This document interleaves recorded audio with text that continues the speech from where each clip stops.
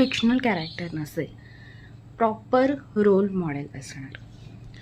So त्याचं book वाचायचं, try करायचं की त्याचं माइंड, त्या व्यक्तीचं माइंडसेट काय आहे, आणि डे टू डे लाईफमध्ये ज्या आपण युजली गोष्टी नेहमी करतो, वॉक टॉक, यामध्ये नेहमी विचार करायचा की ह्या व्यक्तीने हे सगळं कसं केलं असेल, आणि मग हळूहळू ग्रॅज्युअली आपल्यामध्ये चेंजेस येतात आणि आपल्यामध्ये थोडा थोडा कॉन्फिडन्स येतो.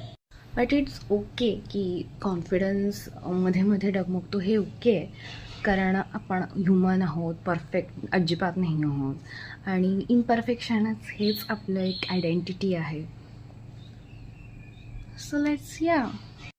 तर ह्या कॉन्फिडन्सबद्दलचे जे माझे रोल मॉडेल आणि आहे ते मी तुम्हाला नेक्स्ट व्हिडिओमध्ये सांगेन.